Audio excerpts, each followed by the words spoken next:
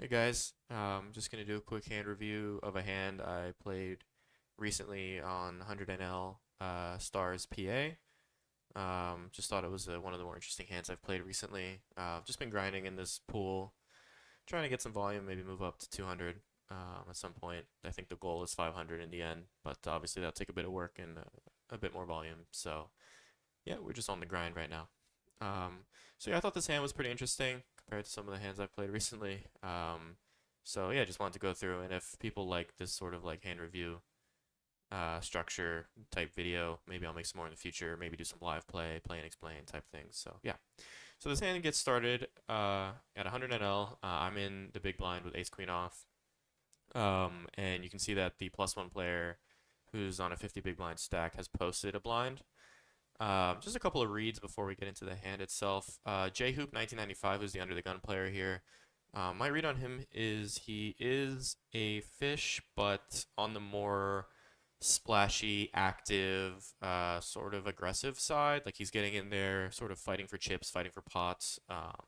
Definitely on the more capable side of being like a recreational player, I would say. The +1 player who's posted is just a bit more of like a passive fish, I think. So yeah, these are just some helpful reads to sort of keep in mind as we go through the hand. So the hand gets started with under the gun opening to two big blinds, and again, this is sort of a reflection of him potentially being like a less experienced player. We should obviously be opening a little bit larger when there's like a dead posted big blind behind. +1 player flats, folds to me in the big blind, and I think the fact that there's dead money changes my hand from like an always just call, if it was just like an under the gun open, to an always squeeze. And that's just sort of like the impact that dead money really has on like your hand's incentive. So we go ahead and make it 11 big blinds. I think this is probably slightly too small. I would have liked to see myself maybe go like 12, 12 and a half, maybe 13 or 13 and a half, honestly, in hindsight. I think that I would have probably gone maybe like 10 and a half or 11 just facing like the under the gun two big blind open. But the fact that there is a dead money in here probably, dead money from the cold caller probably makes me want to go more like 12 and a half to 13. I also think that like fish ranges tend to be kind of inelastic, so you can kind of get away with opening like or squeezing a little bit larger, just to get some extra value with like your strong hands, and to maybe make them make more mistakes with some hands I should be indifferent that are like basically going to pure call. So just a thought to keep in mind, but 11 big blinds is definitely not a big mistake, more of just like a slight inaccuracy. So we make it 11 big blinds, the under the gun player calls, and then the +1 player folds. And real quick before we go to the flop, just going to do a little bit of analysis on what I think this range is for the under the gun player. I think that they're basically going to have every pair, queens and down. I think maybe queens sometimes four bets, but I assume jacks probably just mostly calls, and then every pair below that is just going to open pure and call pure, in my opinion, I think, for a fish. I don't think fish like raise fold pocket pairs pre-flop. That's just my read. Um, Especially in this pool, I've just been seeing them show up with like anywhere from deuces to queens, honestly, in these lines. I think they basically always try and flop a set with their holding, basically, no matter how large you three bet. So just something to keep in mind.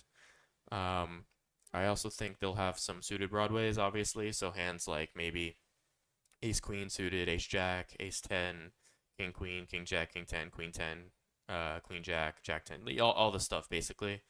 Um, I assume that hands like ace king off and ace king suited are probably mostly four betting, especially because that there is this cold caller behind him. And these hands are going to play a little bit worse multi-way than they would just trying to take it down pre.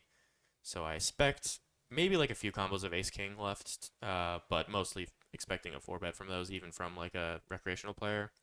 And then I also expect to see some like kind of playable hands, maybe like king nine suited, queen nine suited, this sort of stuff, like a jack seven suited, jack eight suited, jack nine suited. Like this player, my read is that they're sort of been getting in there a little bit, obviously being on the little bit of a looser side. So in addition to these hands, I also maybe would expect some offsuit broadways, maybe like an ace queen off, ace jack off, maybe king queen off, even king jack off, even. Yeah, this player just has that read. So yeah, just fully expecting to see like a full Broadway range, honestly, suited and unsuited, and obviously all the pairs and things like that. So yeah, so let's head to the flop. Flop comes Queen of Hearts, Ten of Spades, Five of Hearts. And sort of my philosophy against playing against fish in general is sort of to just make as many chips as possible with my exact hand, but also trying to like disguise my strategy enough to be unpredictable. What I've noticed is like a lot of fish in this pool tend to sort of be reactive to like the sizes that you use and sort of like tend to read into these things a little bit more than like a total like recreational beginner would do maybe. Like they do respond accurate a little bit more accurately than I would expect to like sizes and things like that. So I do want to have some level of continuing to like be deceptive with my strategy and sort of mask my holdings, obviously, as I would, against like a reg. But I still think there's going to be room for plenty of exploits and just playing a little bit more face up against fish in general here. So that's sort of my thought process going into this, like a mix of just playing face up and also still throwing in a few, opportunities for being deceptive. So on this exact board, in theory, I expect to be playing like small bet or check. And this board is double Broadway, so that's usually a good heuristic that small bets are going to be being used in a 3-bet pot. Um, but I think checking is important on this board because the queen and the 10 actually bunch pretty well with the under the gun holdings range. As I discussed before, it's like heavily Broadway. There's a lot of like bunched equity hands around the queen and the 10. I expect a lot of flush draws and backdoor flush draws. And just hands with a lot of equity in general. I don't really think there's like enough air on this board to be using a small size that would sort of like be motivated from like hands in my range that want to go for thin value. So I expect small bet or check. We obviously have the overpair advantage, and like I would call that the nut advantage in this case of kings and aces. And then in theory, ace queen as well, because he shouldn't be opening and calling ace queen off, but I think he probably will. So we do have a solid range advantage, so I will be betting small a lot. And then I think against the fish here, I'm just going to simplify to be betting 1/3 with my entire range. You could also go like a fifth or a fourth or whatever it may be. But I just decided to go 1/3 with range, so obviously this hand is going to bet. And even if I wasn't going 1/3 with range, I think this hand would be a clear bet anyway, as it obviously wants to get value from some other queen X, 10x, draws, backdoors, things like that. So we go for a third, and we get the call. The turn is the 6 of hearts, and this flush complete is generally going to be good for the imposition flatter here. And this is because the imposition caller preflop is just going to have more of a concentration of suited cards in their range. In fact, in theory, I don't think they're supposed to have any of those offsuit broadways I was talking about preflop. But again, I think for this player specifically, he will have those offsuit broadways, potentially, some of them. So that's just something to keep in mind. But in theory, this is like a pretty somewhat of an equalizing turn card, so you can't go too buck wild on this card. So the range you'll see for out of position here will involve a decent amount of checking, but also some betting as well, because we still have the advantage in the best queen X over pairs, etc. And that's just something to keep in mind when thinking about what the overall tendencies of your range are going to be.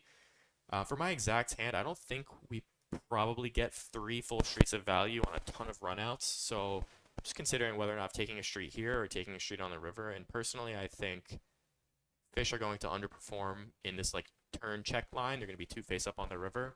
I don't expect them to like balance checkbacks or balance stabs on the turn very well. So I figure that throwing in a check here might be okay, in order to sort of be able to value bet on the river and get called by a hand that would potentially feel like maybe float turn, but definitely fold river if I were to bet now. So those are sort of my thoughts. Also, in theory, something interesting to think about is like combos of ace queen off that have the ace of hearts versus not. I think in theory that you actually probably want to be betting a bit more often without the ace of hearts than with the ace of hearts, because when we do have the ace of hearts, we just weigh him way more often to like trashier low equity hands that either we might be able to catch some sort of bluff against on some street, or we might fold out now, but might call a river small bet, something like that. Generally, like when we have the ace of hearts, his whole range is going to have slightly less equity, and we're also going to have to deny less equity, obviously. So we can, if we wanted to like trap, sort of quote unquote trap some like ace queen on the turn, I think with the ace of hearts is a bit better. But definitely this combo can also get in there as a check. It's going to be close. It's obviously going to be indifferent between the options on the turn, I think. So Yeah, just a thought. So I decided to throw in a check here, but definitely could be betting this sometimes. I just think being a little tricky here on the turn might benefit me against this exact player type. So we decide to check, and we get the check back from J-Hoop. And the river is the king of spades. So on this river, I think my strategy is going to be block, something like, a quarter pot, and then all in. So two sizes. I think we'll be using the block for hands like King X, and then all in for my flushes, my traps, hands that basically trapped on the turn that were nutted, and then can obviously play for it all in the river. Um, Not sure about like ace jack off with like the ace of hearts. That hand might actually be good enough to shove on the river because I don't expect him to check back enough flushes. It's worth noting that his check back on the turn was like fairly quick. So that's just something to keep in mind as we make our decisions here. I think in theory, ace queen is probably too thin to block. When you actually think about it, it's kind of near the bottom of our range on this exact run out. I think we have some worse hands like ace 5 suited, maybe ace 10 suited, maybe like pocket nines. But I think some of these hands actually make better bluffs than they do value bets, just considering the run out and the ranges being fairly tight of under the gun versus big blind 3-bet. So those hands might make better bluffs, and then ace queen is sort of like the bottom of our range that kind of wants to check and see a showdown and try to win with. But if my read is correct in thinking that this player might be a bit too wide, then I do see merits in potentially blocking and trying to get a call from like some worse queen X, like queen jack, queen 9, stuff like that, jack 10, pocket jacks, 10-9 suited, maybe like ace 10 suited, something like that. So I do decide to go for a block as an exploit here. I also don't expect to really get punished for this block that much in theory. However, maybe this was the wrong read for this exact type of recreational player because we do see a raise come in immediately. A small medium-ish raise of only 3x. So obviously my first immediate thought is like, wow, this is extremely unfortunate because I know this pool that I've been playing in and people really just don't bluff in this pool. And you can usually just get away with folding bluff catchers and tons of river spots and just sort of printing that way.